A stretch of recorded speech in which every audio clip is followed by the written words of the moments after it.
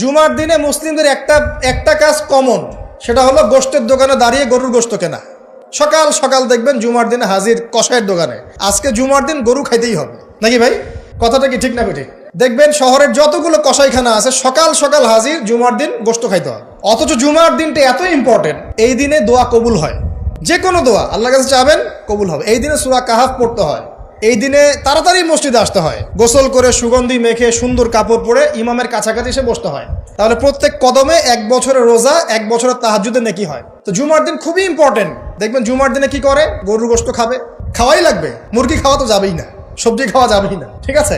তারপরে স্ত্রী সন্তান বউ বাচ্চাকে নিয়ে সকাল সকাল বের হয়ে চলে গেলাম, সারা বিকেল ঘুরতেছি, রাত্রে ঘুরতেছি, সন্ধ্যায় ঘুরতেছি। মানে ওই দিনটা দেখবেন গান বাজনা, পার্টি, এই বিয়ের অনুষ্ঠান, এই জন্মদিন, এই ওরিয়েন্টেশন, এই অমুক তমুক সব জুমার দিনে।